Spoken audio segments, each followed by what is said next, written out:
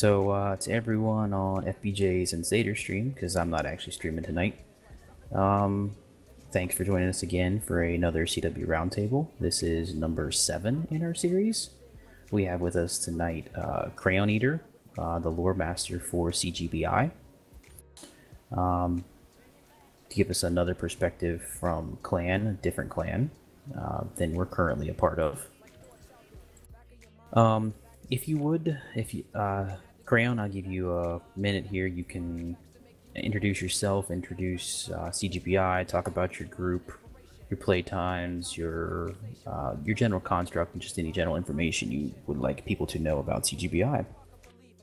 Sure. A little bit about me. I was a semi-competitive gamer in World of Tanks, so I played that on a esports level.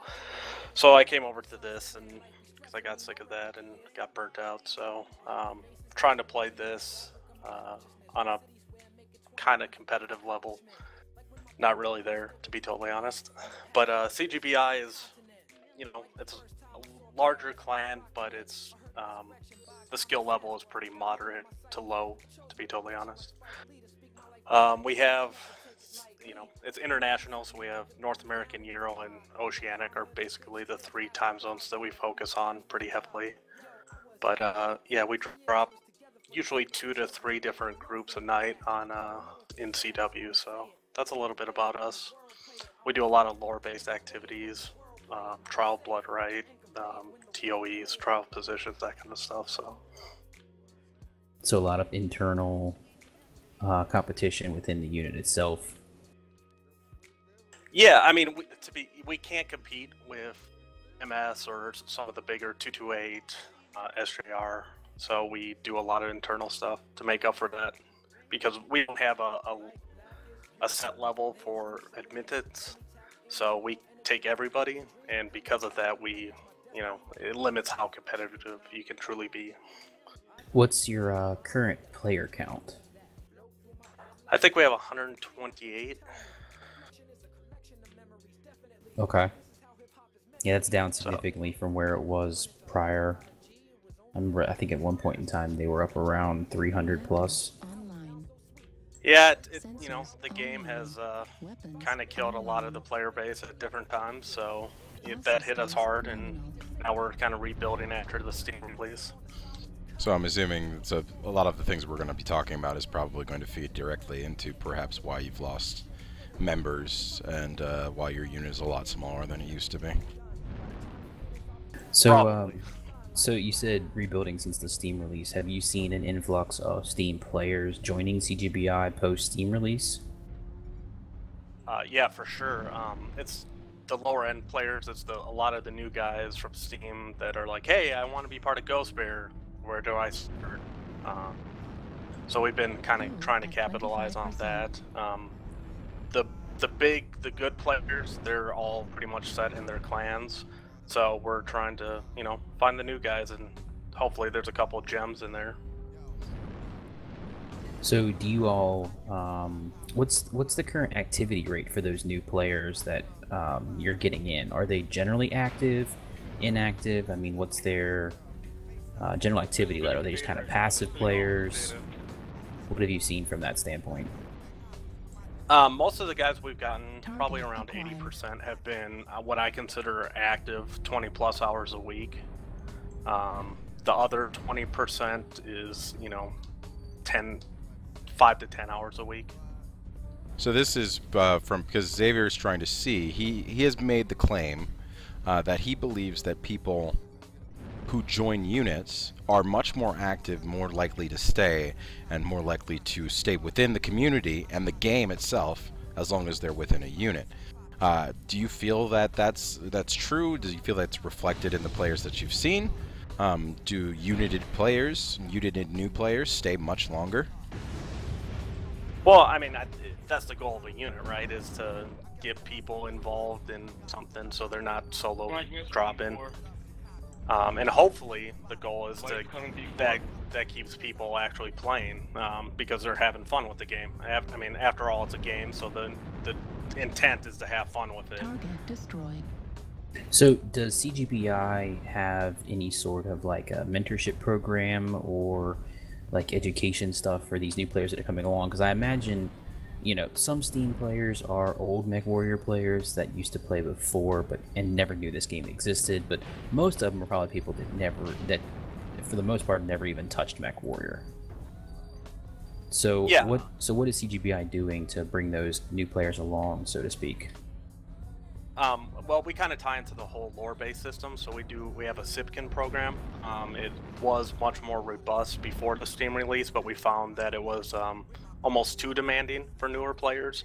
It had a lot of different steps you had to go through before you could actually become part of the clan. So we cut that down. But its basic goal is, one, teach the basics. So we're all competing on a relatively same level. If we ask somebody to do something, they know what you're talking about. The other thing is it's to weed people out, to see who is, if they go through all the training, you can see who's dedicated and who's not.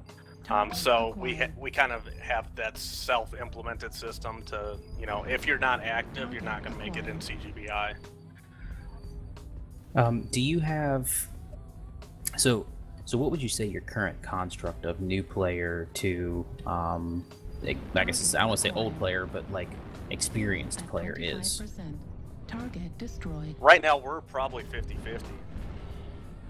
We had maybe 25 active players before the Steam release. We had just gotten decimated by, clan drama, and then just PGI kind of being in a rut of not really implementing anything new. So people got tired and were like, yeah, I'm going to go try something else. So you feel that perhaps PGI's development pace is too slow in terms of community warfare, or the entire game in general? Like, where were you on that?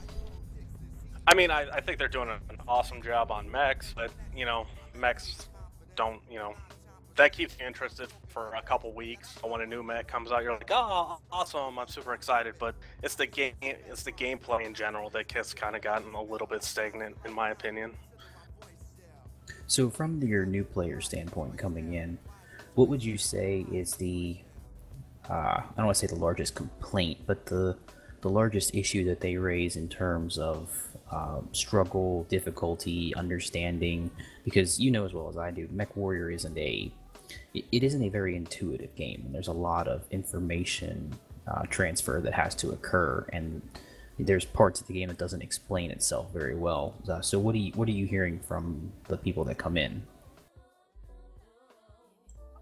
A lot of it is they just don't understand where the goal. Trying to think of how to say this in the right way. PGI, like, they say that, CW is supposed to be a priority, but it doesn't actually seem like that if you're playing it.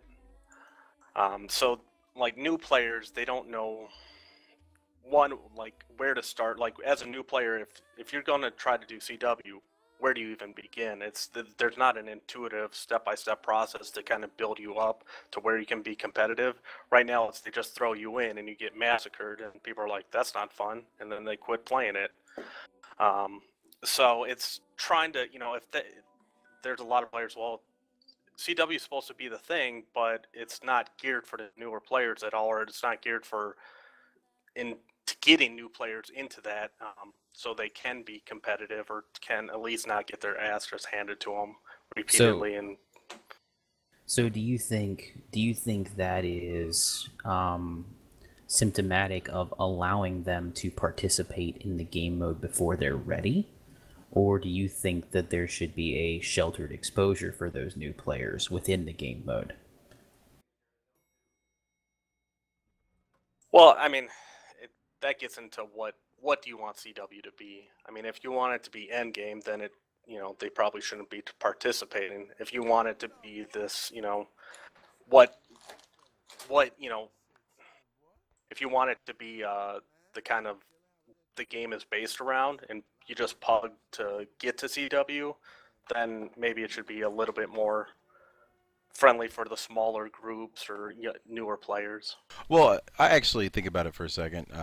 From the perspective of of Crayon-Eater, he was saying that CGBI is not really super competitive. They are just a group of guys who are using CW, from what I understand, as a method of, you know, enhancing their already kind of role-play-esque way of playing. So do you see that as true, that perhaps you're using CW, you wish it was more in-depth, not necessarily more competitive, but more a way to kind of bolster that type of play that you guys are doing? Because it doesn't sound like you guys are being super competitive, but you're more playing it from the we'd like to be Ghost Bear aspect. You know, it try to be competitive. It's just, you know, if we run into MS or 228 or any of the bigger units, the better units, you know, we get destroyed. There's not much we can do about it. It's our level of cohesion. It just isn't up to that level, and then we don't have the player caliber on top of that. So since we're not at that level, we had to make a change on how we approach CW. Otherwise, it would just totally shut it off completely for us, and that wasn't a good option. So we had to kind of think, well, we want to do CW. In what way can we do it that it's enjoyable for everybody? I think that's actually a good way to approach it, because I think we've never really looked at it that way. A lot of our focus has been from, as you said, we're more competitive. We think of it as, you know, we play to win, but perhaps there should be some more in-depth functions of CW that can help bolster, you know, the type of play that revolves around that, where it's not necessarily about being competitive.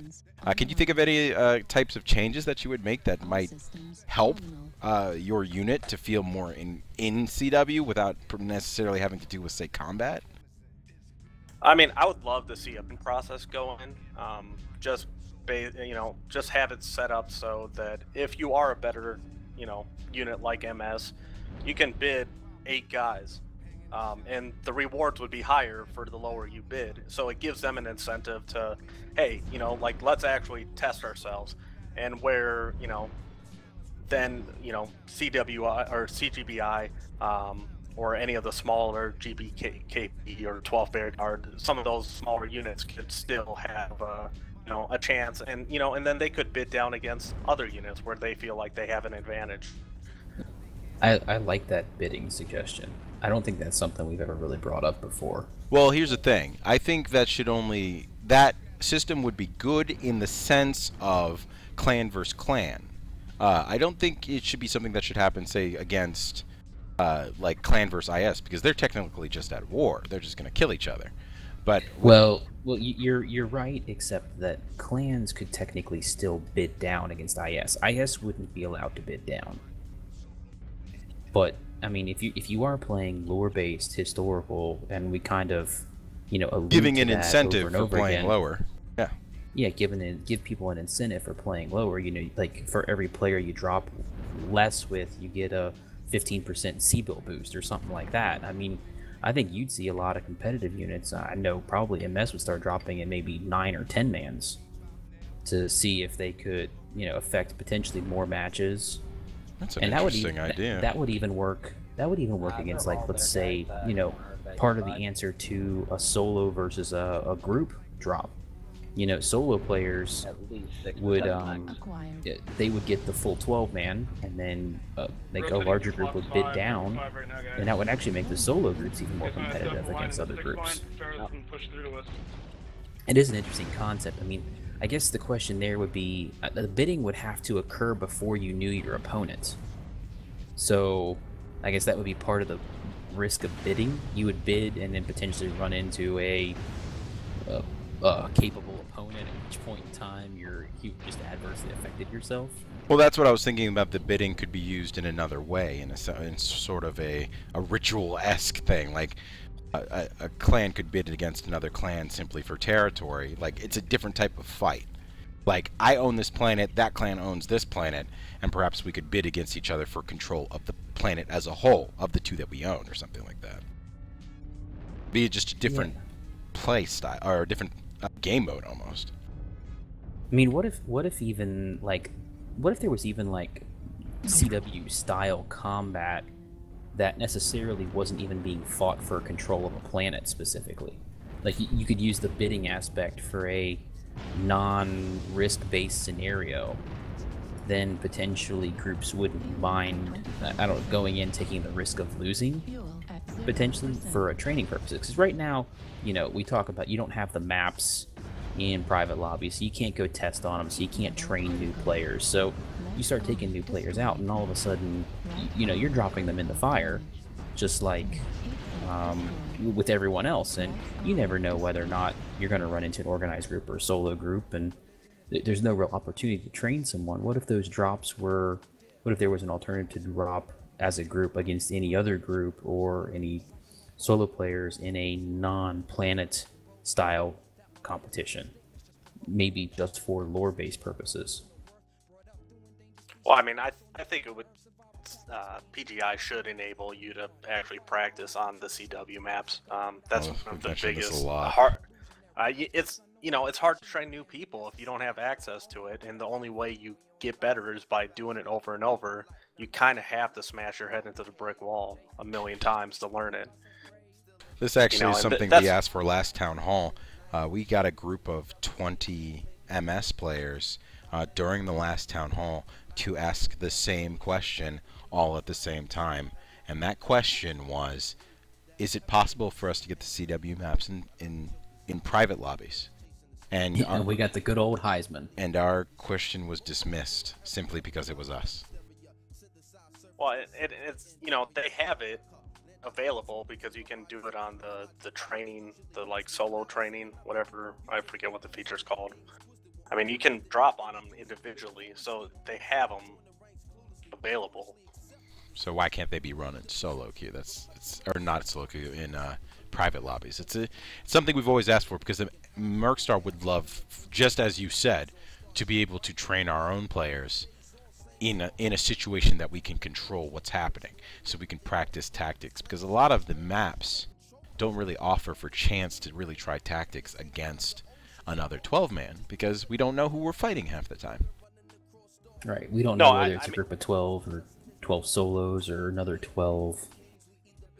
I mean, it elevates the play across the board, and the people that will practice the most will get the highest elevation out of it. So, I mean, if it's MS that are practicing it, you know, a couple hours every day, you know, compared to a new guy that practices it for 15 minutes, sure, MS will get a bigger benefit, but it should be available for everybody, in my opinion. I mean, and it's even for us too. We'd like to drop, because and we've had this issue too. You know, when we're training groups up, and we actually have specific nights where we'll, you know, drop with, you know, like our prospect groups and our trainee groups and stuff like that. It would actually be nice to drop them potentially against one of our own top tier 12-mans to prepare them for running into, say, like a 228th group or an NKVA or an SRMX or, you know, any other Sky Not to Rangers. mention training drop commanders. Yeah, you know, stuff like that. You know, I think we're talking about an information gap in community warfare, and we're talking about player indoctrination. And I think units, and my stance is on this, is that units can help out a lot with this information that people just, they don't intuitively gain from the game because the game doesn't tell them the information they need.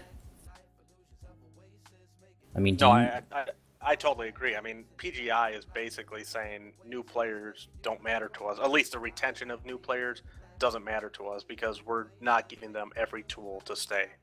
Reactor online.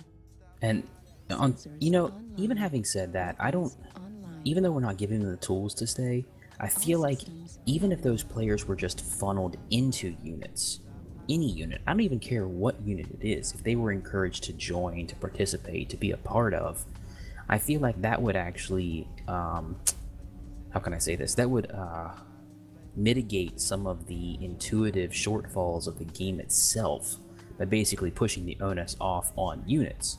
And, you know, one of our biggest complaints is, to some degree, and it's not just Mercstar, it's other units, we feel that units themselves, the organization of units, and the cooperation, you know, we demonstrate is villainized in many ways when it comes to community warfare in general, or in specific, and rather than victimizing. I would actually rather incentivize it. New target acquired. Really wish everyone stopped chasing fucking lights. I mean, what do you think about that? You know, it's for me, it's one of those things that we're, you know, like CGBI is going to do what we've always done, no matter what PGI does. It would be nice if, you know, they supported clans a little bit better, or, you know, units in general a little bit better. Sorry, I am terrible at playing and talking at the same time. Nobody cares right now. Don't worry about it. But well, one of the things I wanted to bring up had to do with as you said, the way PGI is kind of going after large units. How do you feel about the rhetoric that you've heard? Even though it's not really directed towards you, you're just, even though you have about 130 members, you would technically be considered a large unit. But you're not the one drawing the ire from PGI. It's currently 228 and Mercstar. But how do you feel about that? Like what's been said, how they're hoping to reduce unit size through some sort of incentives and stuff like that? I mean, to be totally honest, I imagine MS and some of these bigger units, when CW3 comes out, the way they have it set up with you can only hold 10 planets or gain income off 10 planets, I imagine to be competitive and to take the most out of that, they will, you know, those units will self-impose a split up to be smaller, you know, like MS1, MS2, MS3, so they can spread, you know, instead of having 10 planets across all of MS, they might have 4 sub-clans and then be able to control 40 planets and gain MC off of them.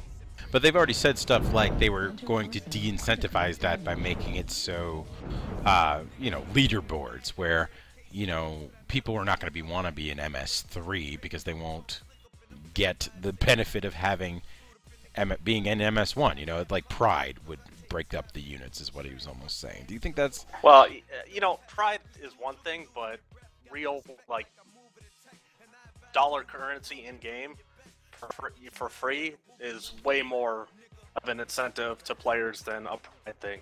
If they're making 1,000 MC every couple of weeks or whatever it ends up being, and being in MS3, they're not going to care if they're in MS1. Right. So, I want to shift to another topic real quick, in terms of map design. Now, you said you weren't really competitive and all that, but I'd still like to get your opinion. How do you feel about the map design of CW? We've got a lot of different opinions from a lot of people. Generally, it's not been very positive, but what's your opinion on the way the maps have been designed, whether they perhaps need to be relooked at or even redone from scratch? And also the touches on the game mode itself and whether you feel that the game mode is sufficient, perhaps could be better.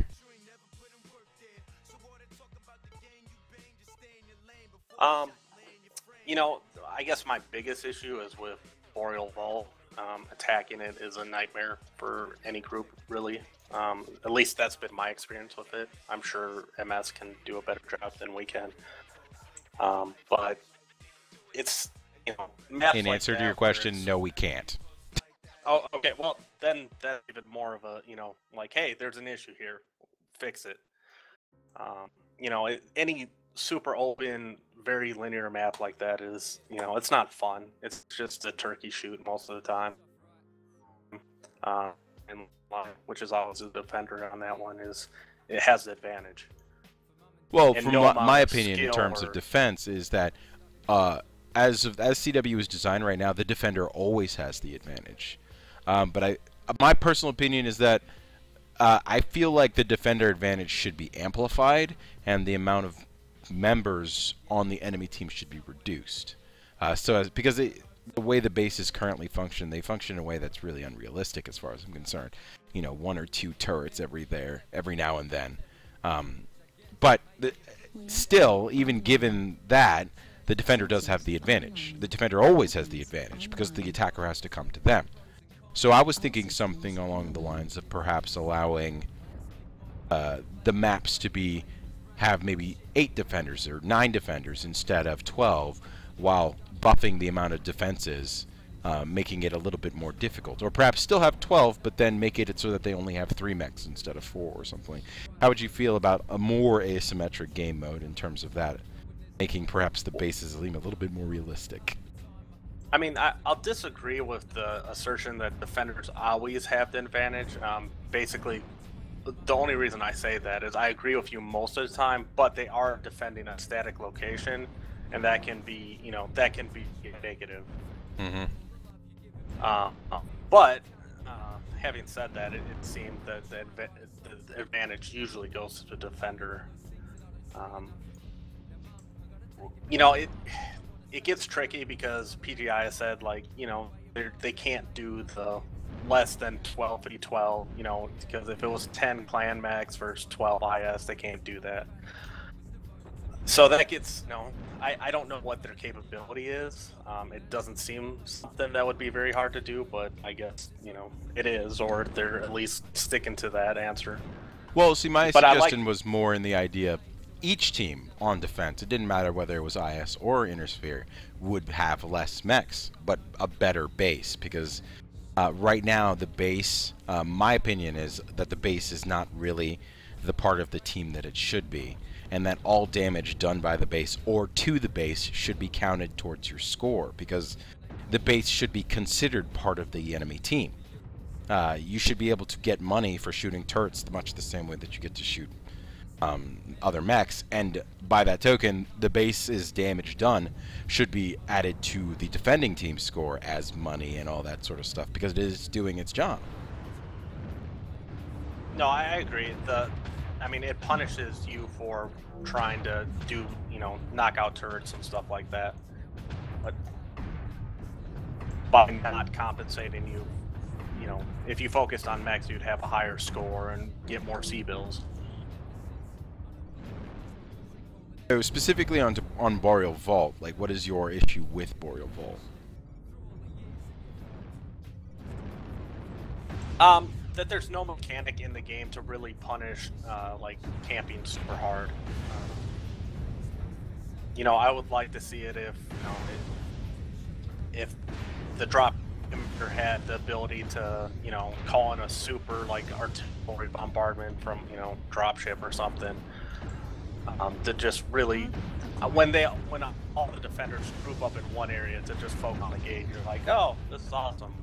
Well, that might be, that's because of the linear nature of the map, which, in that case, I assume you're thinking that it's probably redesigned from scratch, because it's just not a fair map to attack. Target acquired.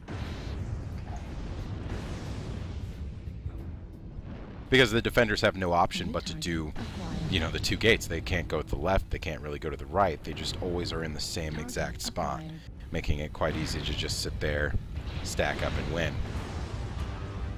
Yeah, I mean, you either redesign the map totally by giving more cover to as the attackers approach.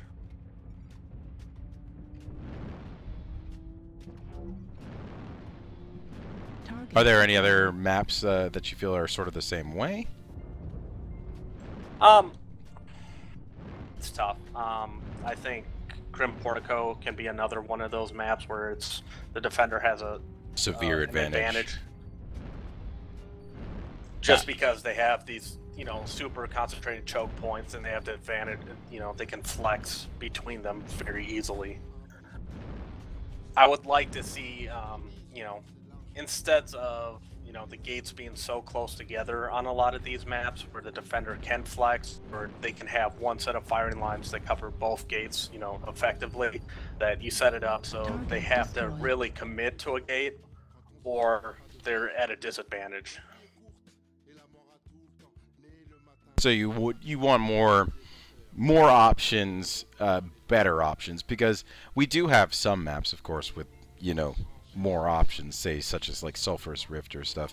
But even in that sense, there's no option for a tactical switch on the gates or something, because it takes so long to travel between the gates. You know, the maps have been designed in like a MOBA sense.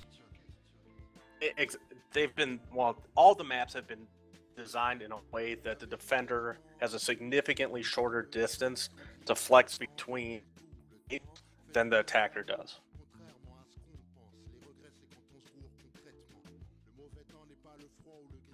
Yeah, definitely. It's definitely the case on a lot of these maps. So I mean, it takes away a lot of the tactical flexibility that you could have as battle calling, because you know it's Sulphur Springs. There's no way you get in from the north gate to the south gate to surprise anybody. What's your opinion on, say, the game modes in which you have to kill out your opponent completely, the ones that are essentially team deathmatch? Have you ever come up into a situation where you would feel that you would like to be able to end the map faster, or perhaps have the opposing team have the option to end the map faster because, say, you're being camped or you're camping them? Like, have you ever found that to be something that, if, say, PGI were to give you a way to end one of those maps quicker, would you do it? Or would you just farm out the enemy team for the full 48 max? It's our policy at CGBI that you go for the win as quick as possible. Just because when you're playing against a bunch of Skittles, like farming them for all the kills, one is it's a super douchey thing to do, and it really destroys the game community, because you're basically saying the amount of fun you guys have is not important to us, and we never want to do that. So we never try to farm. We just, if it's a possibility to destroy Omega, we just rush it as fast as we can. If we've seen that this is a subpar team, even by our standards, which are already pretty low.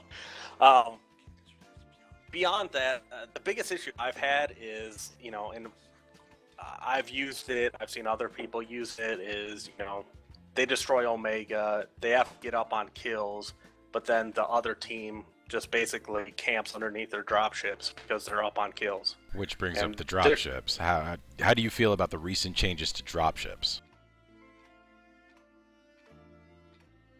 I honestly don't know what the changes are. Well, the recent previously their lasers were changed from medium lasers to large lasers, and their range was increased, and then they were set to basically attack only CT, and now the most recent change is that the duration of the lasers they've essentially been turned into super ships. Do you feel that the drop ships are hurting the mode or helping the mode as they currently stand? I mean, it's because I can see situations where both of that they can both be accurate. I think they're implemented as designed to stop you from spawn camping somebody. But they don't do that, do they?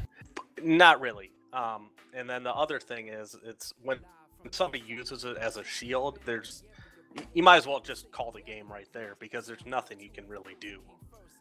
Right. So that my opinion on those dropships is exactly as you said.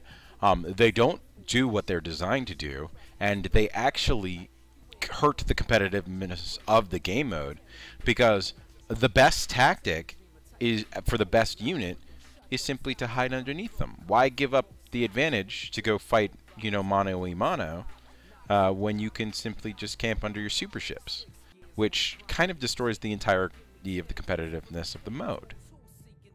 I mean, to be honest, I would like to see them redo all the maps and make them more MOBA style, where it's, you have to push for the middle ground and you have to be aggressive, and there's an advantage for that. And if the other team isn't, then you just win. There also needs to be an objective to end the mode, so that even if, say, for instance, you have an objective with an obscene amount of health that could take 2 to 3 minutes to kill, but could be killed by an enemy team in 2 to 3 minutes, that needs to be protected to make it so that one team can no longer just sit there. And that if this objective is taken, it ends the game, especially on those, deathmatch modes where, you have to kill everybody. I mean, or you have something like a reinforcement beacon that once it's destroyed, the dropships stop, coming. That, I mean, at least they stop firing or something. you can do something to nullify that advantage. That would it be someplace that the dropships aren't actually guarding. But again, the dropships, 25%. one, are, they're not the problem. They're more a symptom of bad, map design and bad, like, game modes.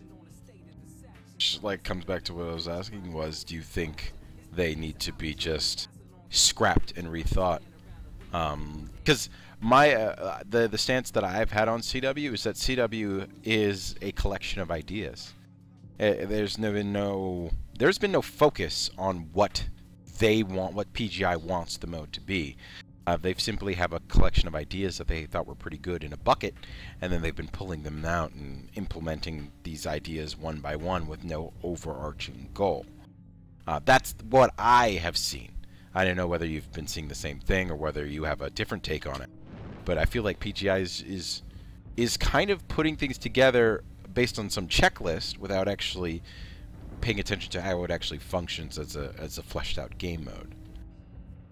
Yeah, I mean, I don't think anybody at PGI is really spending hours and hours in CW dropping, plugging it up. Just because the game mode isn't cohesive enough. Hey guys, we don't need like 8 mechs to cap. Come on. I mean, together, don't sweat. I guess I would like to see it totally scrapped. To be totally honest with you, it doesn't have enough good points, in my opinion, to save it. So another idea that we were floating with different people is based on what we think is a relatively low population playing CW, and we asked this of the loyalist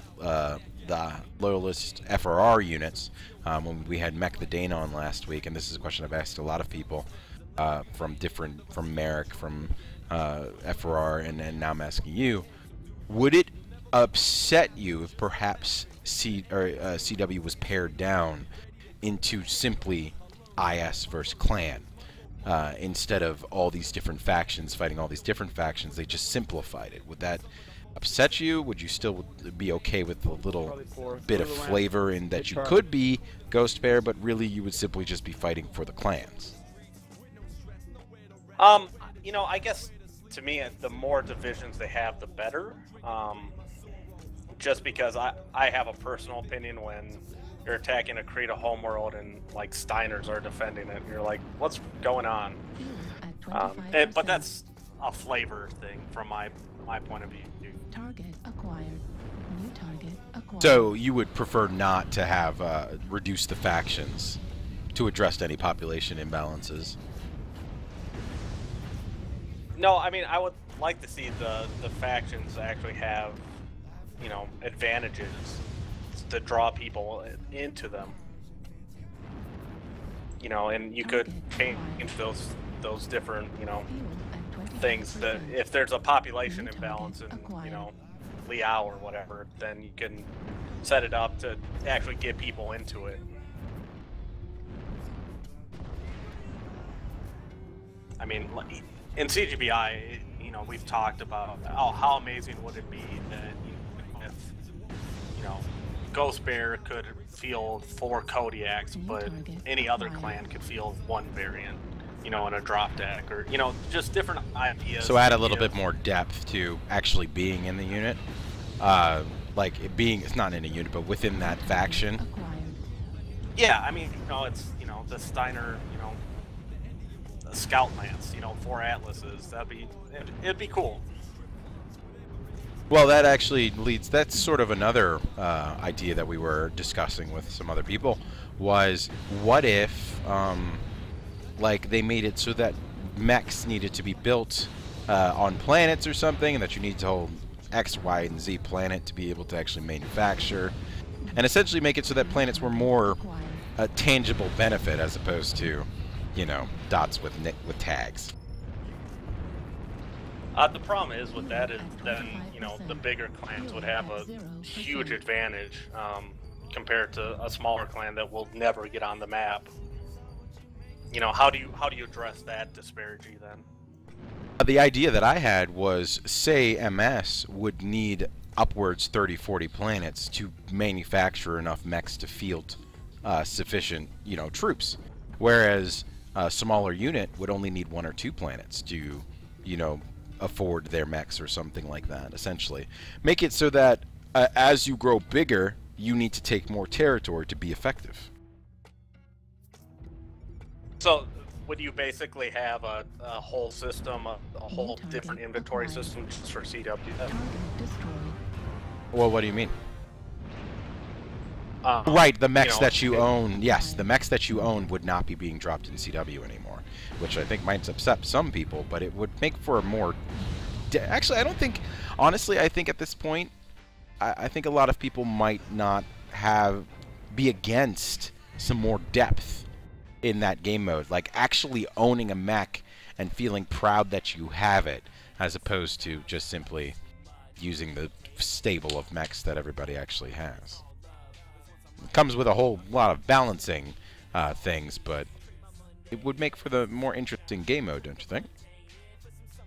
Well, it would definitely make for a more interesting game mode, especially, just imagine if you're playing against, Ghostbear, and they had Kodiaks and Fire Moths, and, just like mechs that they found in abundance in their Toman, whereas you go against, Jade Falcon, and they got a bunch of Pakinas, or, different, you would see a different variety of mechs depending on who you're facing. That would be really interesting. Instead of you're fighting Intersphere, they all have, Thunderbolts.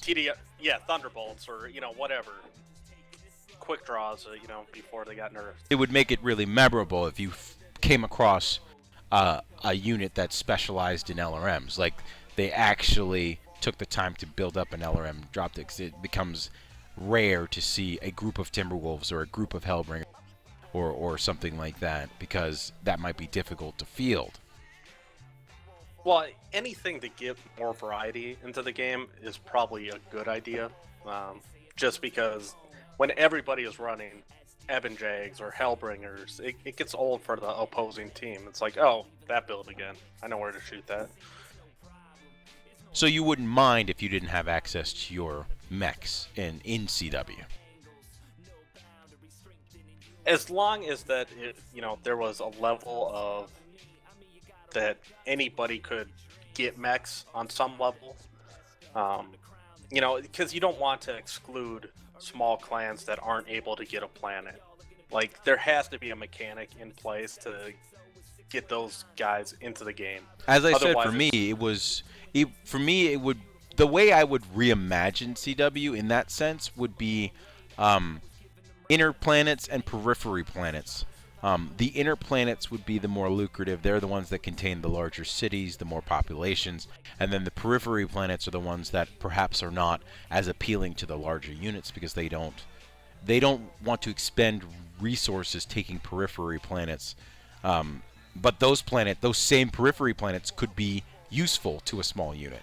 Not to mention an upgrade system of a sort, so that they could develop those planets and make them important to them. Like, even make it one of them their home world or something, and develop it in a way so that they can manufacture enough mechs for their unit and something like that. And then, of course, having to defend it if somebody comes for it. Yeah, I mean, that could be very interesting, especially if you have a whole logistics system with supply lines that would really punish huge clans for, if they tried to control 40 more than worlds, their territory. It would severely just hamstring them. Like a prolonged war kind of deal. It's the longer it goes on, the worse it is. That could be really interesting, and have a system that people could get an initial planet pretty easily. That first one, even if it's a peripheral planet, it's at least a base for people to jump off from. What's up, Xavier? You back? Yeah, I'm back. I have no clue what that was. My internet just cut out on me and I had to restart my router twice. Right now we were just kind of talking about the whole resource management system and whether it is something that he'd be interested in. And, we were talking about how factories affect planets and perhaps how to balance it so that larger units wouldn't necessarily simply just take all the planets and manufacture everything and stuff like that. Well, and I was actually thinking about that because I think we've talked about this in short before. Um, the thing that I was thinking about the other day is it's not just large units, it's actually just the houses in general, because certain houses, obviously like IS, they start with a lot more planets than the clans. So it's possible that if you were even doing something like that, like the game could technically be imbalanced from the beginning. So I was trying to think of potentially a way to Equalize even the make it map. come into effect. Yeah. And I guess what I wanted to bring up is, and we've talked about this in short, Crayon. What would players in CGBI think of an alternative map scenario? One maybe not based in lore, I like mean, with the clans invading from a different location, or breaking up the invasion corridors, putting one clan up north, one clan in the west, one clan in the east, and one clan in the south, and basically writing our own lore. at some point, this is all, it's based in lore, but you have to get beyond that because it's a game and there has to be balance. You can't totally be lore based, otherwise the clan weaponry would be kicking the living bejesus out of the inner sphere. There'd be a definite advantage. But it just can't be that way because we don't live in a vacuum. So, I mean, I think most CGBI members would be fine with that as long as it contributed to a more, enjoyable play experience.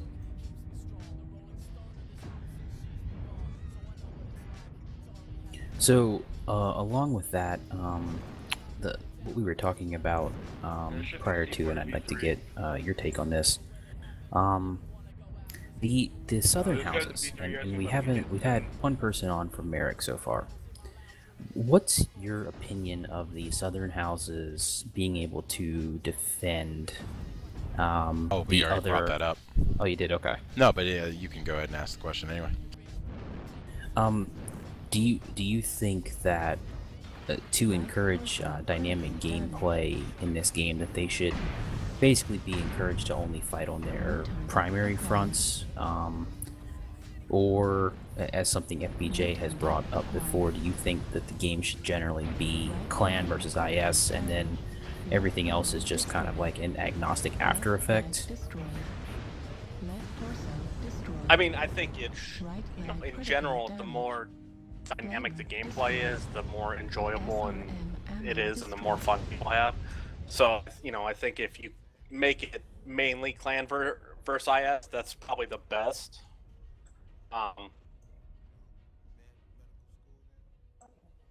What the problem I have with clan on clan or Innisphere on Innisphere is it ends up being this system to limit like avenues of approach and cut people off, and that when that's happening, that's really just taking the fun away from the whole faction, and that kind of sucks.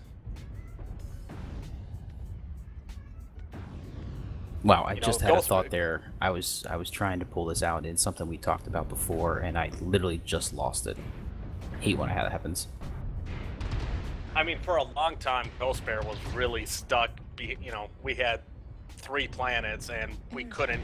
We were surrounded by the FRR, and any place we went, we had full drops from. And No, I'm sorry. I don't mean to cut you off. I know where I was going with my thought, and I just want to get it out there before I forget it again. So something we brought up before, I don't know if Sater mentioned it while I was gone, is season-based fronts, where different sections of the map are highlighted via season.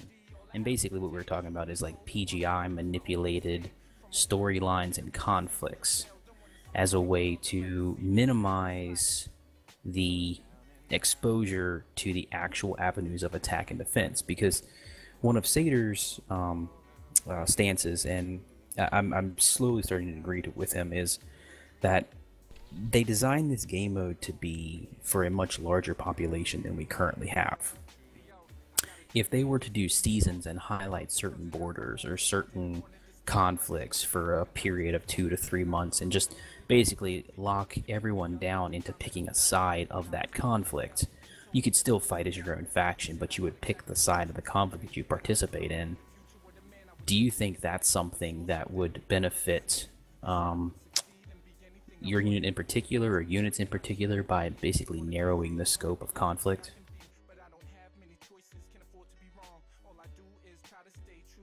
Ooh, that's a tough question. Mainly because I don't know if by limiting it, does concentration of better teams go up significantly, and then like clans like mine that aren't a top tier team, is it You're in a group advantageous? Okay. Is it advantageous to be more diversity, because then you have a higher chance of not hitting that top tier team, or is it better to have everybody filtered into one area? Well, I guess that's actually a good question, and this is something I don't think we've ever talked about before. What do you think the current percentage is of teams that you would call competitive or upper tier competitive groups versus casual to moderate level groups? Because my personal opinion is that I could probably count on one hand the number of groups that actually take it legitimately seriously, that can actually drop in large numbers and affect something. I think most of the other ones would say they have some competitive aspect to it, but they're probably lean more towards the casual moderate side than the extreme competitive high side.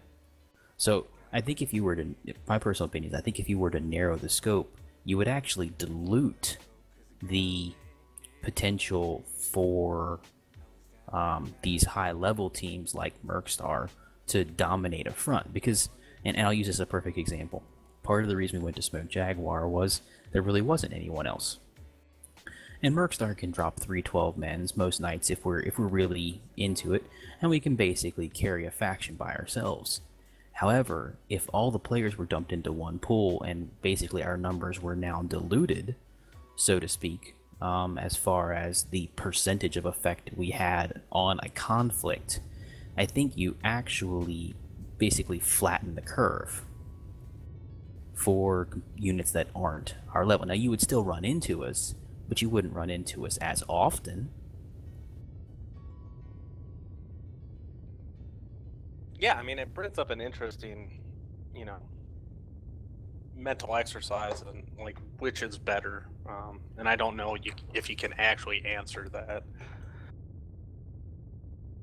I mean, it's kind of, and it's a rough place to be in, because we know where this game wants to go. They want to be an esport and they want to be competitive, but at the same point in time, they want to be, inviting to new beginner players, and I'll be honest with you, it's kind of rough to have both if you don't separate that competitive aspect from the casual aspect, and that's currently something this game doesn't do. Everybody's in the same queue, fighting for the same objectives.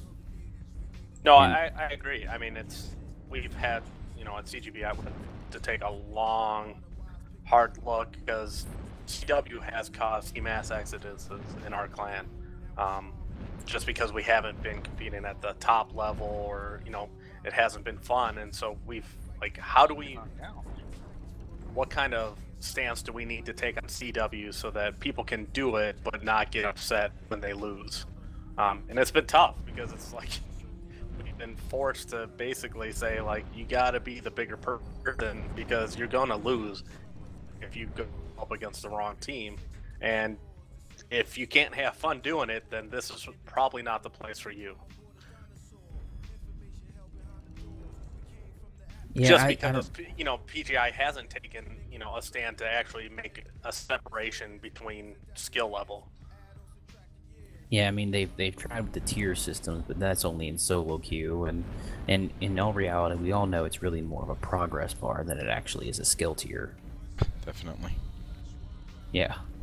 I don't know. That's just it's an interesting thought, and I've always, I don't know.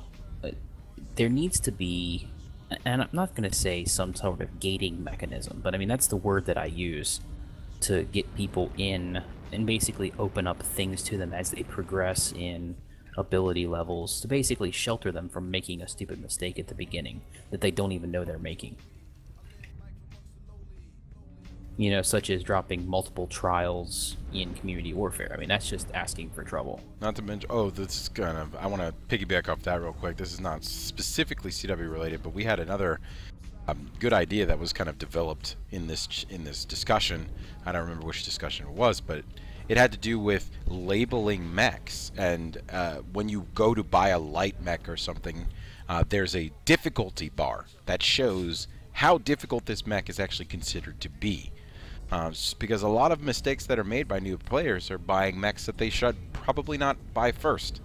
Like, say, a Jenner. Satyr can speak to that. Yeah, Satyr can speak to that firsthand. You know, this game, it doesn't really give you a lot of economics up front and explain how to spend your finances and what not to spend them on and the true cost of a mech, you know, because everyone gets in, they get a couple million C-bills, and then they want to own their first mech. So what do? They go and buy a light. Well, you know as well as we do that if it's an Intersphere light, it's not actually the sticker price that it says it is, because, well, now you need to spend just as much on an engine for it, because the engine that's in it probably isn't any good. You know, and it's a stupid mistake. People make a lot of those front game mistakes, and it costs them. It costs them dearly. C-bills that they don't have at that point and they can't afford to lose. And this is something you could easily take from, like, League of Legends type. They have, you know, recommended builds. They have difficulty for how hard the thing is to play. Like, there could be all this sort of stuff just at the store saying, hey, you know, if you buy this mech, this build is recommended for, you know, as a starter build or something like that. Yeah, I mean, we just had a new player been playing the game for 4 hours, join our clan. The first mech he bought was a fire starter and a standard 120 in it, and you can imagine how his games went with it. Yeah, he probably wasn't very happy. No, he had a miserable time. And, you know, and it wasn't, I mean, hopefully we got to it in time and, you know, and made the suggestions, but, you know, a lot of damage was already done to him, and how enjoyable MWO was for him.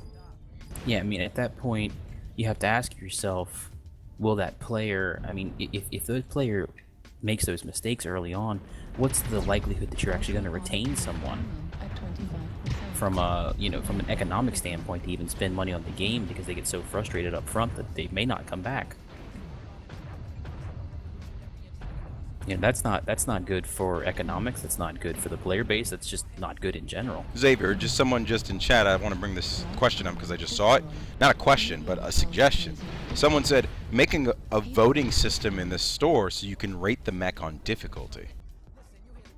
Well, Immediate community feedback. And you could say people could troll, but I guarantee you the vast majority of people do the right thing. Wouldn't.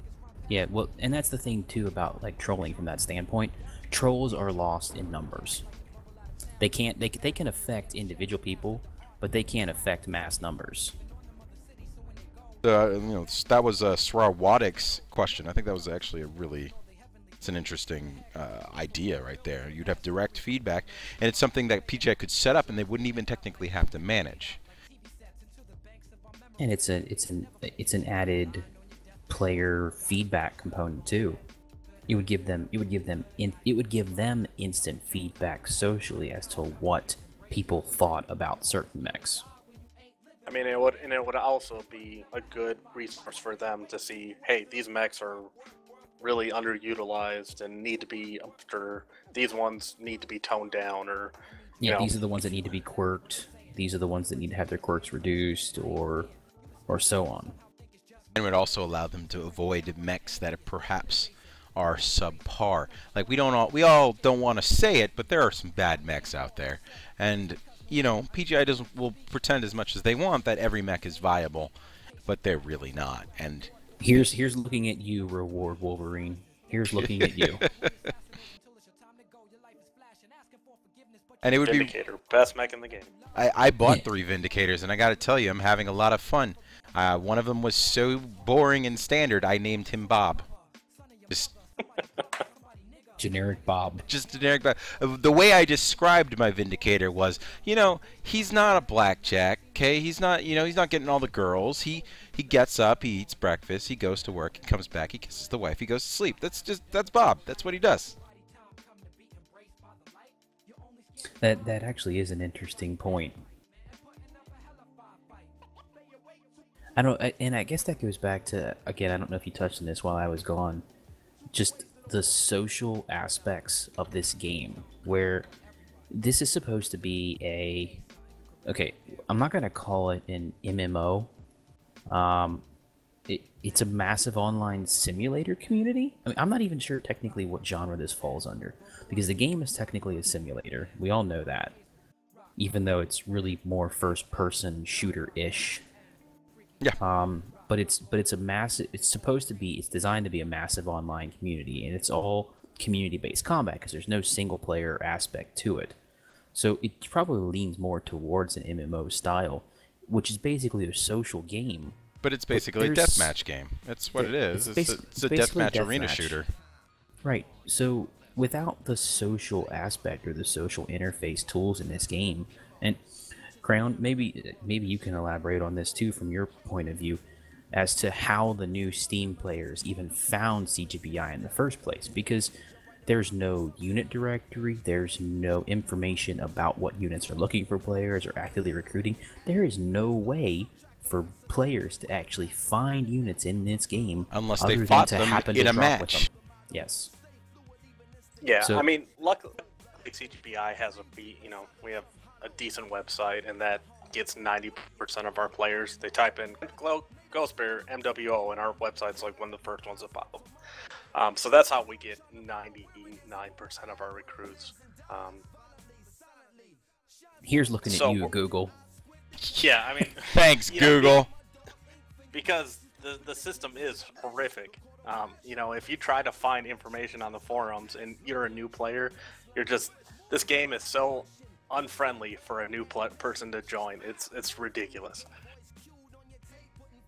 Well, the new players, my guess is that 90% of new players probably never even make it to the forums.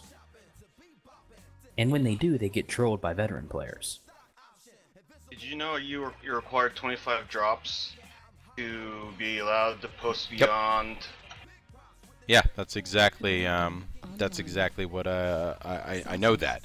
You require 25 drops to be able to post, and this is just to keep out bots, essentially. That's what it's for. That kind of makes sense, but I mean, again, that doesn't kind of make sense from a beginner standpoint.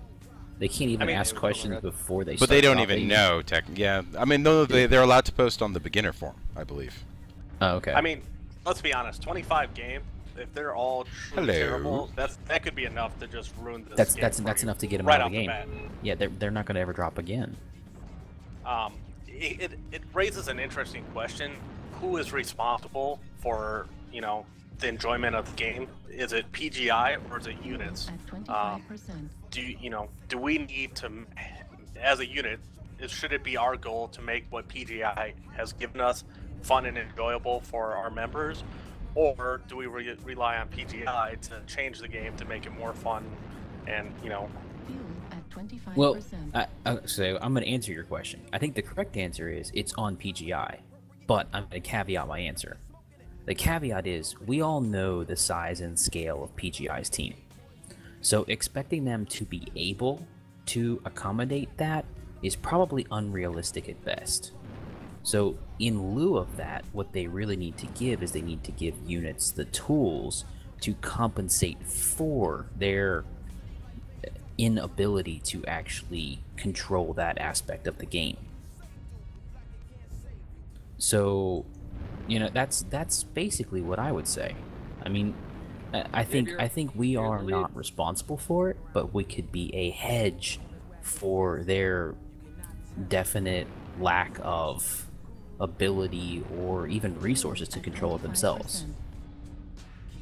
Yeah, I mean, to me, it's one of those things, like, we can hope PGI does a good job, but ultimately, we can hope in one hand and shit in the other one and see which one fills Xavier, up first. where are they, bro? That's a good line, sir. you know, I think it's up to us as, you know, players of this game to really, you know, take what they have and take it to the next level. And unfortunately, that, you know, you're right, that does take away from PGI's responsibility to the player base. But I mean, From D1 or E2, my bad. sorry, I'm Echo trying 2. to focus on the game and play. Are they at the back? No, I know it's Oh, difficult they're to, hiding in their spawn. That's what's gonna happen here. to play and have conversations like this. It's part of the reason that we do it this way. Uber troll focus. the people. Uber focus.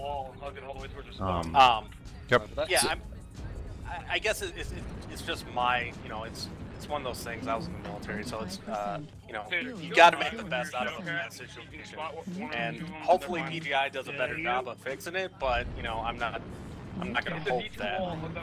And one thing like CGBI does is we do tons of lore-based stuff. We do a clone ritual, we do a trial of blood rite, and do all this stuff to keep, you know, it's not implemented in the game, but we take what the game has and, you know, twist it to fit our need and what we want to do I with it. found him. You guys happy? Yes, thank you. So, I guess what we're saying is we're looking for more versatility within gameplay, potentially. I guess that's the word I'm going to latch onto there. Ability to basically add our own component to it. I mean, I personally, I think some of the reason that like competitive leagues never took off as well as they did is, you know, you start doing all this dropping, and you're basically doing it in a private lobby where you're not actually earning C-bills or finances or anything like that. It's a takeaway from, you know, your potential for actually having more mechs and new mechs and stuff like that.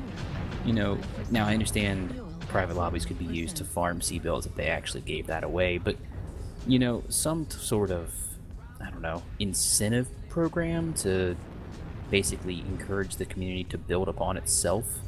You know, it's kind of a flat level gameplay at this point. I mean, you know, basically what you're saying with CGBI is you found a way to expand upon the offerings currently based upon what resources are made available to you. But I'm sure there's probably more that you'd like to see to make it easier.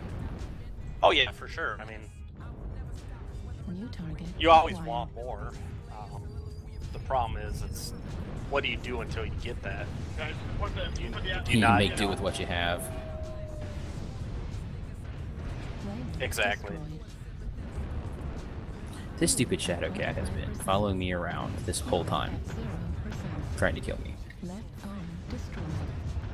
Well, Entex certainly made this match a little bit more interesting than the other ones. Ammo destroyed.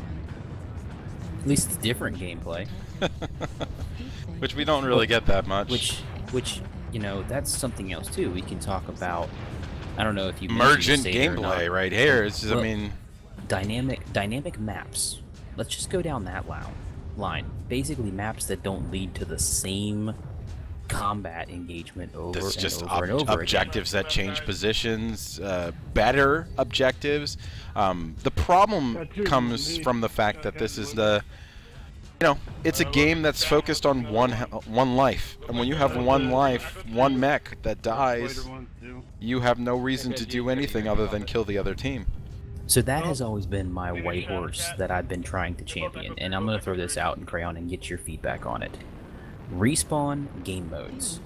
You know, here the fact that everything is one life, Acquired. basically it leads to everyone fighting over the proper position on the map because you realize that you don't have a life to make a mistake with. Acquired. If there was a respawn style game mode that maybe just ran for a period of time, and let's just say that that's what skirmish was. You can make assault, or you can make it the assault mode, the one life game mode, and you make, you know, conquest could be potentially multiple spawn, and skirmish could be multiple spawn.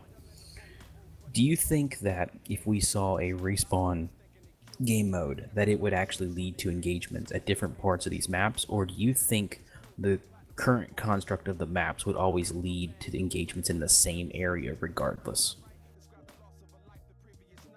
I mean, my initial reaction is that if it was respawn, people would just wait to respawn like they do in CW, mass up, and then you'd have a, you know, the same kind of engagements over and over again, just multiple of them. That is a good point. Well, the way to do that is to make a pressure, to put some time pressure, or some sort of pressure that kind of doesn't give you that much time to do that. To reinforce. No, I agree on that. But I think the biggest thing is probably map design and map goals. You can have multiple respawn, but that's not really the true issue. The true issue is these maps are designed with very limited scenarios and very limited, in their scope, they're very limited. They all kind of push you towards the same areas. Speaking of which, though, we're bringing in a new game mode next week. Have you looked at it? What's your opinions on it? Because you probably don't want to hear my opinions on it yet. I would like to hear yours first, so as not to influence yours. I've looked at it, and I'm holding my opinion until I get to play it in the community. I don't have high hopes, though, I guess, is where I'll go with it. So you're saying that you're not looking at it as any better than, say, Assault or Conquest, which is what we have now? No, I mean, basically because it's just more of the same of what we have. It's just different. And you're taking the location from one base and switching it to the middle. Yeah. So it's basically everyone knows where everyone's going to be. There is no surprise element. If you're talking about, the lack of variety in gameplay right now, wait until that comes out. We're all going to be fighting over this square, basically, for every game. Well, So I want to stay on maps here for a second, and I want to specifically transition to CW maps, since we're kind of on the map topic. And Sater's brought this up. This is basically, like lane play, like you get in other game modes, just minus creeps. Where community warfare, everything gets funneled through singular lanes or duplicate lanes, or some maps triplicate lanes, but everyone knows where everyone's coming from with an objective that requires someone to push. So everyone knows that everything's slanted towards the defender. Well, we spent a lot of time on this already, actually, Xavier. We went through a lot of this. Is talking about map design on CW while you were gone. That's actually the major portion of it. Okay, well, did you mention about the different design of Polar Highlands specifically and how open it is? Nope. So where I'm going with this is, we know that they want to funnel and enforce conflict, but if you look at like Polar Highlands, and this is actually, Polar Highlands gives me hope.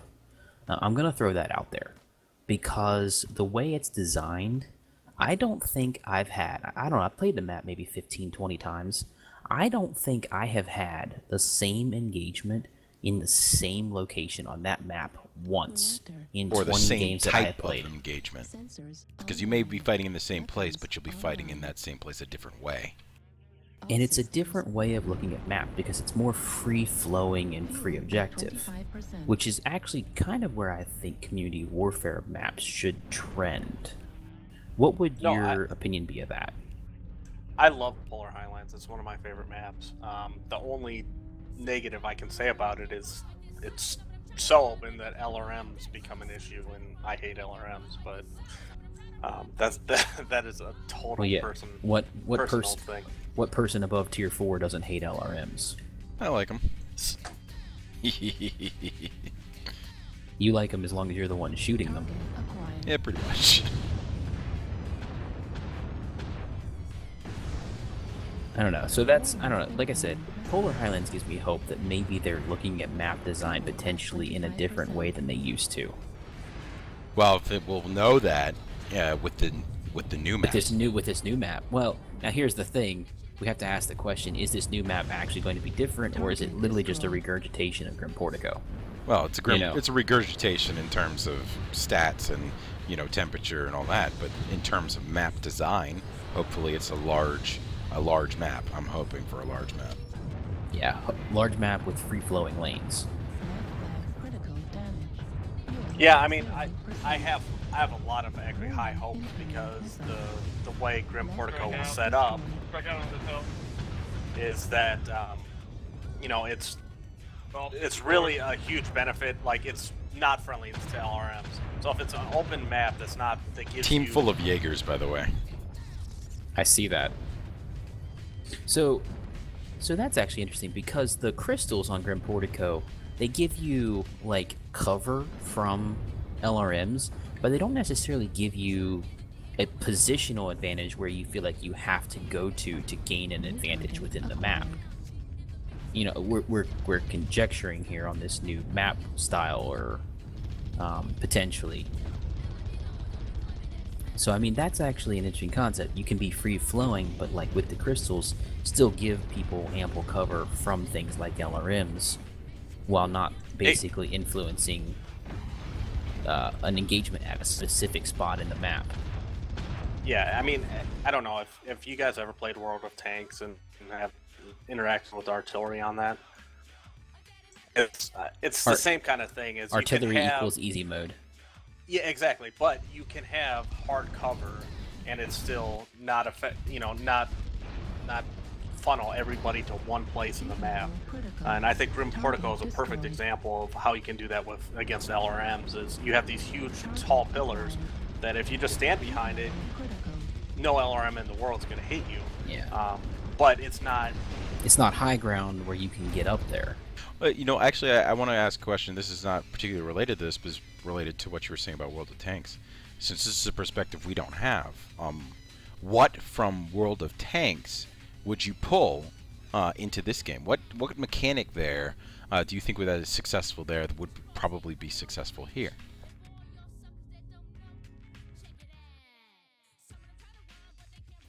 I mean, it's tough because at a high level, World of Tanks suffers from many of the same problems that you find here. A lack of variety in the top tier.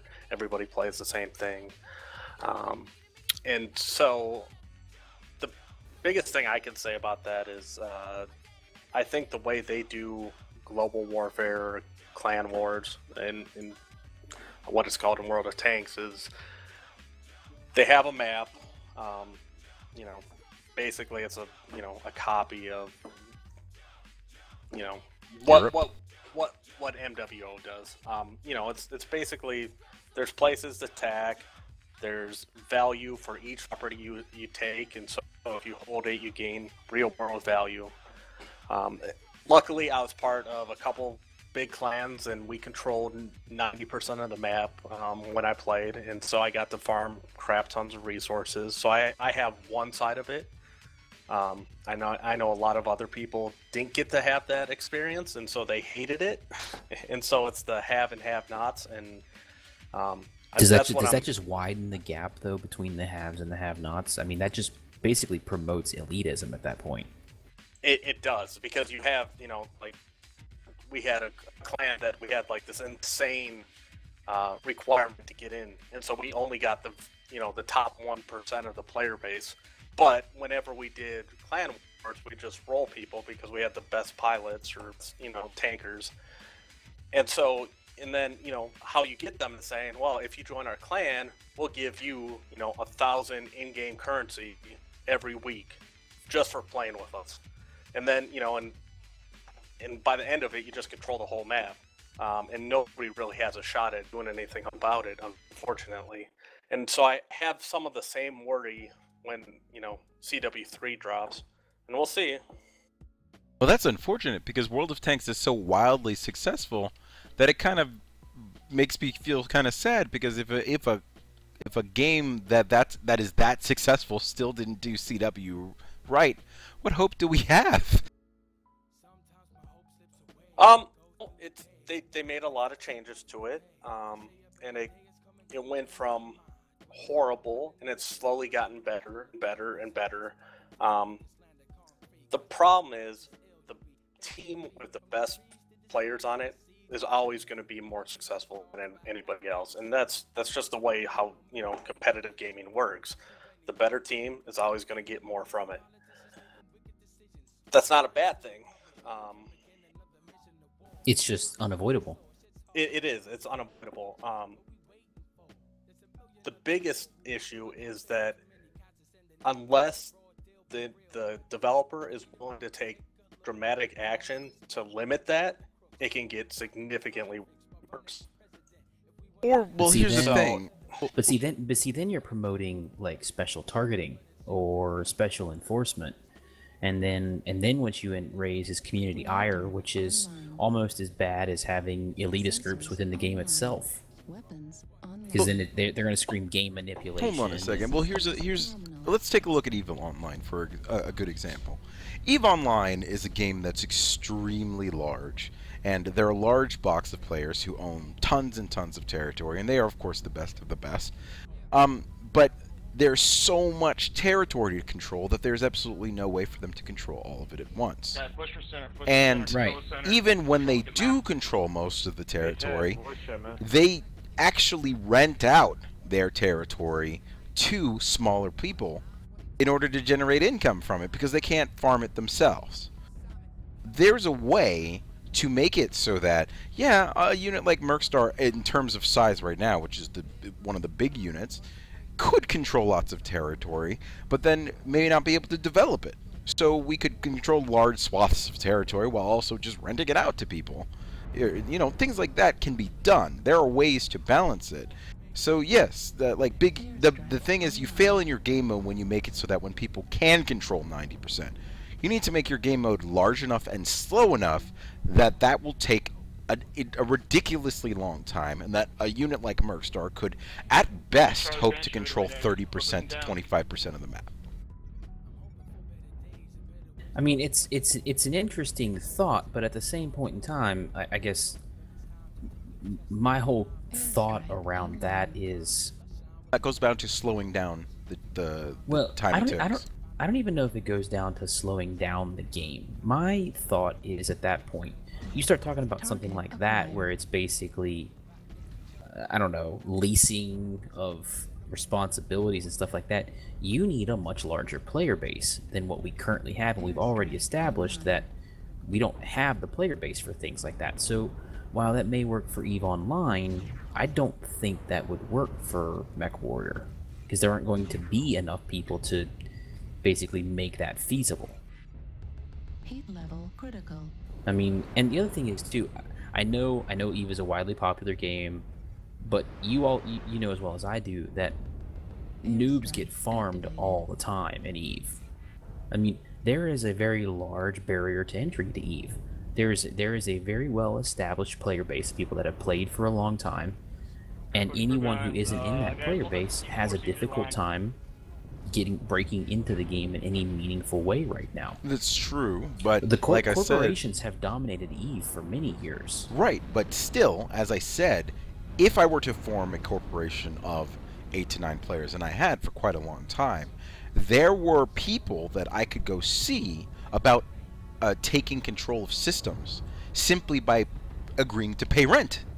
Like, that was a thing that we could do. We didn't have to fight X, Y, and Z to be, and we didn't even necessarily have to join them.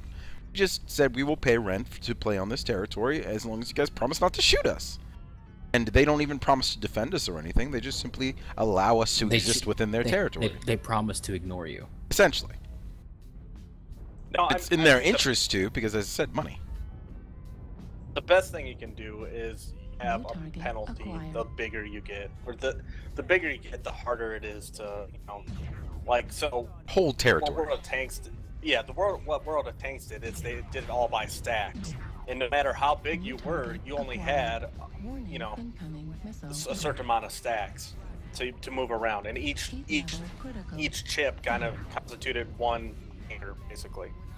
So you could control the whole map, but you could only defend where you had chips.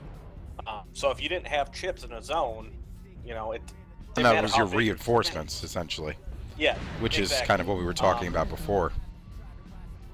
So I mean, something like that, you know, limit it. You could have like supply lines and logistical, you know, penalties. Or the larger you get, the more you're dependent upon your supply lines. The more you're forced to control and defend your supply lines, because the last thing you want is to have a garrison isolated for whatever reason or something along those lines. Yeah, I mean, there's lots of ways to do it. Yeah, so I kind of like that idea. Basically, the larger you get, the more expensive your overhead. That would basically it wouldn't really cap a unit. It would it's kind of It caps it more based on realistic. how effective you want to How be. effective yeah. And at some point in time, you get to a point where you have to make tough decisions about, well, we have to let some things go because we can't afford to keep them. We don't have the resources to manage, or we can't afford to keep them up, or whatever, something along those lines. That actually is an interesting. It also brings in diplomacy. Diplomacy actually has a real world value then, because it's all about agreements and who's watching who's back, and if you can border up with a group and basically you cut the amount of area you have to defend in half, because then you can each focus on the outside instead of a two-front situation.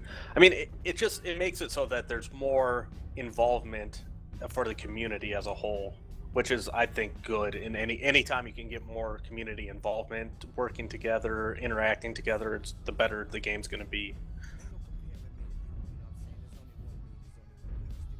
Watching this crab try to figure out where these guys are. That's me, man. I know. I was speaking agnostically. I'm gonna die horribly. Like one shot to that torso, I'm dead. I know. You're an XL build on that one.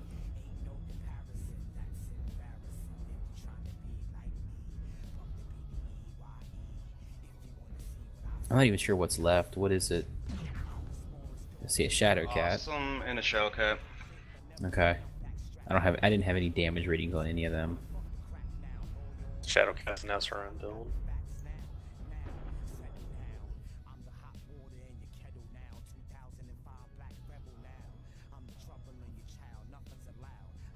You're gonna hope he circles around and you can take him from behind. Pretty much. You should probably continue the discussion. I'm gonna die horribly. So, I mean, that is... I don't think it's anything we've ever really talked about as far as... that's something that you could enforce that actually has real-world believability in it. Not just some arbitrary punishment for being large. Yeah, you don't want to punish a group, because... Just because. Because they're successful. That's not gonna end up. Right. You just want to make it more difficult for them as they are successful to continue being successful without some sort of a cost of success. Yeah, you want to give smaller, less successful units an opportunity to succeed. Right. They don't need to worry about their supply lines. They don't need to worry. They can basically pick up and move their entire company somewhere in a minute's notice without having to worry about it. And then it gives a reason for individuals to join groups, because it pushes the gameplay even more to, unit to your right, centric gameplay. Left more. Towards C4, I think. Shit. Yeah. Let's try to protect that torso so fucking bad. So you were mentioning, so you say you're like about 150 players. When you drop Community Warfare, how many 12-mans or how many players do you generally have drop when you all actually do decide to drop active? 2 groups. Usually we can hit 3 if it's a really good night, but 1 to 2. So, and to be honest, we probably win 75% of our games, mainly because where we're dropping right now and who's defending. But our win rate against good clans is less than 10%, if that. Hey, wake up! Luckily we're on the same side as you guys a lot of the time, and then yeah. when we're not, we fight you, and if we do, we just kind of lose. So. All right. So I think I have one final closing thought, and then we'll wrap this up. And that was the reason I was asking you your player size and activity was, I got into a debate with Russ on Twitter not too long ago, and he was talking about wanting to limit group size and what the optimal group size was. And I asked him a question specifically around, okay, well, what is your definition of a decent group size that you'd like to see? And he said a unit that could drop 2 12-mans when they wanted to. And I tweeted back to him, I was like, you realize that in order to drop 2 12-mans because of real life issues and rotating schedules and basically people's availability, that you have to have somewhere around 200 players in reality to make it comfortable to drop 2 12-mans at any given time. And I think some people took contention with that, but basically what you're saying is you're at 150 and you drop somewhere around 2-3 if there's probably an event and you're really active. But I mean, so your numbers kind of are comparable to what I've noticed from most units. I mean, so we have 150-ish on the books. Out of that, active players, we might have 50. And then out of those 50 players, we can get 1 to 2 drops. I'm gonna close with this. I just have an issue with specific scope and scale of units being, I don't know, portrayed in a negative light, so to speak. Because it's basically just assumed that being large is being a problem. Whereas, we ran into a bunch of groups like SJR and EMP tonight, quite a bit like that. Some people would say that it's not even just large groups, it's elitist groups that can also be a problem. So, and elitist groups, they run really small. So I don't necessarily think it's always just scope and scale that's the issue. I think it's... No, it's active player base is the issue. And, you have to admit, the larger your active player base is, the better you're going to do. At least the way it's set up now. Well, and part of that is warfare, actual warfare, is a war of attrition. If you have greater attrition than someone else, your ability to succeed is better. And that's something that you will never deny. No, I agree. The problem is it's a game. Yeah, you're right. So it is a game. And so you have to make it enjoyable for the spectrum.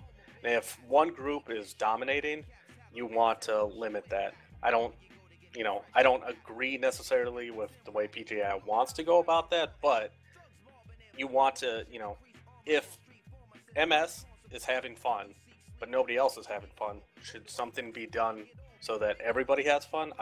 That's the question. Well, yeah, and it's a very valid point, and I concede the point, but we're not even like the largest group in the game. And that's like, we're not even, I'll be honest with you, I don't think we're even right now in the top 5 for size. I mean, we're at 340 people, but I can name 3 units that are larger than us by player count. Yeah, but do you want the game to devolve to where it's 4 big units or 5 big units or X amount of big units? But hold on. Like you said, it only matters whether people are having fun or not. If the majority of people are in those units, as long as they're having fun, who cares what they're doing? If they actually, and this is where I think they screwed up.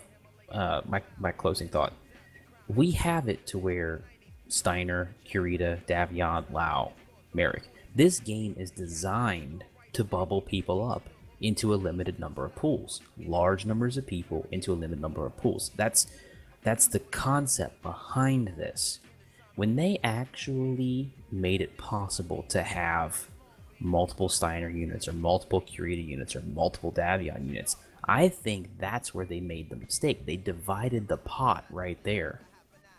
I think they could have easily allowed some sort of voting mechanic, because we're going to have voting mechanics in the next one, to let all the Steiner units unite under House Steiner, and they wear a Steiner banner, and they vote for the Steiner house lore, and they do it on a quarterly basis or something like that, and people run campaigns, social campaigns, to say, vote for me, this is what we'll do if I'm vote. Like, that to me would be immersive gameplay, and I think that would actually consolidate everyone, pull everyone together, where everyone right now is kind of fractured and fragmented. And it would consolidate these resources across these clans and houses and actually unify them in some way and give them something to do. That's that extra immersion within it. It's a social thing that you can do outside of the game. But Yeah. I don't know. No, I don't know your opinion on that. That's my final thought.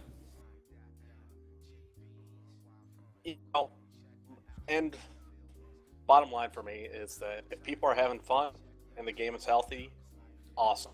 If it's not, then you should make changes to make it though. I don't know what that is. I don't, honestly, I've only been playing since September, so I'm not an expert on this game by any means. I have fun with the unit I'm in, and I just try to focus on that. Yeah, and we're not trying to say that we have the answers. We're just trying to throw other opinions out there or other topics out there that potentially maybe people haven't thought about. Because right now, you're not being heard, we're not being heard, nobody's being heard. The only people who are being heard currently are the people who whine the loudest and tweet Russ. And tweet the loudest. Tweet the loudest. Yeah, and unfortunately, PGI needs to do a better job of actually listening to its peer base.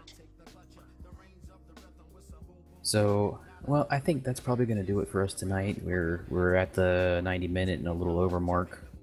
Try to cut these around that point. We'd like to thank Crown for joining us this evening and giving us his opinions about the game and community warfare and just topics in general. And Crown, appreciate it. And if you'd like to say any closing words. Thanks for having me. No, thanks for having me. It was a blast and got to talk about a lot of stuff I had know nothing about. Hey, but at least you got your voice out there, right? It's true.